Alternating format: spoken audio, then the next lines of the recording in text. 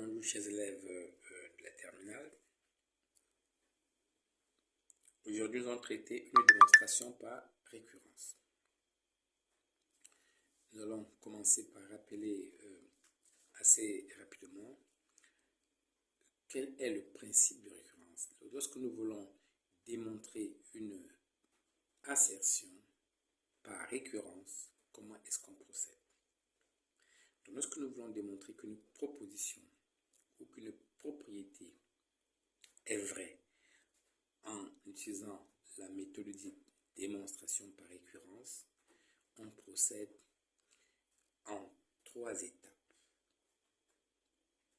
La première étape, c'est de montrer que notre proposition est vraie pour la première valeur de n choisie. Parce que n'oublions pas que dans la démonstration par récurrence, nous sommes dans l'ensemble grand N des nombres entiers naturels. C'est dans cet ensemble que cette démonstration a un sens. Et donc, si nous voulons démontrer une propriété, quelle que soit la valeur de n choisie, et bien nous savons bien que grand N commence par la première valeur. Le premier nombre de grand N, c'est 0. Donc, si nous voulons démontrer une propriété pour n'importe quelle valeur de n, on va commencer par vérifier que cette propriété-là est vraie lorsqu'on prend n égale à 0. Donc, faire ce travail-là s'appelle de l'initialisation. On va initialiser, ça veut dire qu'on va vérifier que P0 est vrai. C'est la première étape qui, somme toute, elle est très très facile. C'est une étape qui ne pose aucune difficulté. C'est une simple vérification. Par contre, la deuxième étape, qui est l'étape la plus difficile, l'étape qui dérange vraiment les élèves, c'est l'étape dite l'hérédité. On va montrer que la propriété Pn est héréditaire en utilisant l'hypothèse de récurrence. Mais c'est quoi héréditaire? Qui signifie démontrer qu'une proposition est héréditaire? Ben, ça veut dire que si nous supposons que Pn est vrai, eh bien, tout de suite, Pn plus 1 est vrai. Donc, dit que Pn est vrai, implique que Pn plus 1 est vrai. Si nous faisons cette démonstration-là, on va dire qu'on a démontré l'hérédité. On a prouvé que la propriété Pn est héréditaire. Et pour démontrer l'hérédité, on se sert toujours de l'hypothèse de récurrence. C'est-à-dire qu'on suppose toujours que la proposition que nous voulons démontrer est vraie. Et nous montrons seulement qu'elle est vraie au rang d'après. C'est que si, par exemple, P10 est vrai, automatiquement P11 est vrai. Que si P20 est vrai, automatiquement P21 est vrai. Rappelez-vous que dans l'ensemble des nombres antinaturels, les nombres se suivent. Donc quand on dit un rang d'après, ça veut dire le terme suivant. Et obtenir un terme suivant dans N, c'est ajouter 1. Quand j'ai 3, le terme qui vient après, c'est 3 plus 1. Et ça fait donc 4. Voyons cela à travers un exemple. Une fois qu'on a vérifié les étapes, il ne reste plus qu'à conclure. La conclusion, c'est la troisième et dernière étape. Alors, démontrons donc par récurrence que somme des k carrés, k allant de 1 à k égale à n, est égale à n facteur de n plus 1, facteur de n plus 1, tout sur 6. C'est ça notre propriété Pn que nous voulons vérifier. Et donc, on va initialiser et il faut commencer par rappeler c'est quoi cette écriture somme. Somme des k carrés. Somme, ça veut dire que j'additionne au fur et à mesure sans rien sauter. Donc, k au carré. Donc, k est un nombre qui commence avec 1. Donc, je pourrais commencer par additionner 1 au carré. Puisqu'on dit k c'est 1. On additionne les k carrés, donc ça fait 1 au carré. Mais après 1, c'est 2. 2 au carré. Après 2, c'est 3. 3 au carré. 4 au carré. Donc, je vais additionner tout ça jusqu'à la dernière valeur de k qui s'appelle n. Donc, je vais m'arrêter à n au carré. Donc, ce symbole qu'on lit somme des k carrés, k variant de 1 à n, ça veut dire simplement 1 au carré, plus 2 au carré, plus 3 au carré, plus plus n au carré.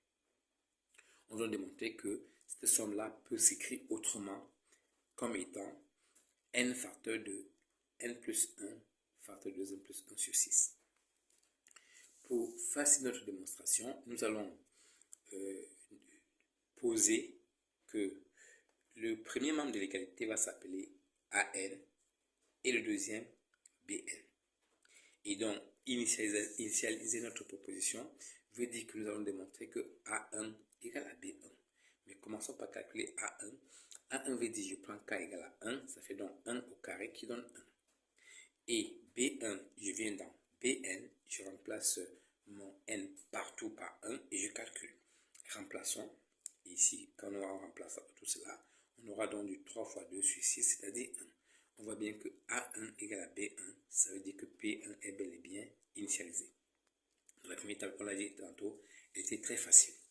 Maintenant, allons à l'hérédité. Soit N un entier naturel. Donc ici, pour l'hérédité, on va fixer un nombre entier naturel. On va donc choisir un nombre entier naturel quelconque donné, soit N un entier naturel donné. On dit encore, soit N un entier naturel fixé. Supposons que AN égale à BN. Voici notre hypothèse de récurrence, chers élèves. C'est ça notre hypothèse de récurrence. Quand je suppose que AN égale à BN, j'ai comme ça utilisé l'hypothèse de récurrence. Donc, par cette supposition, je vais maintenant montrer que cela est vrai au rang d'après. À N, quand on ajoute 1, on a du AN plus 1. Et à N, on ajoute 1. Au niveau de B, on a du BN plus 1. Donc, nous voulons démontrer que AN plus 1 égale à BN plus 1. Si nous réussissons à faire cette démonstration, on a démontré l'hérédité. Et pour qu'on sache où on va, comme nous connaissons l'écriture explicite de Bn, comme nous connaissons l'écriture de Bn en fonction de n, on peut tout de suite remplacer n par n plus 1 et obtenir Bn plus 1. C'est ce qu'on a fait là. Et on a remplacé, attention, il ne faut pas oublier ce 1 là, on a failli l'oublier.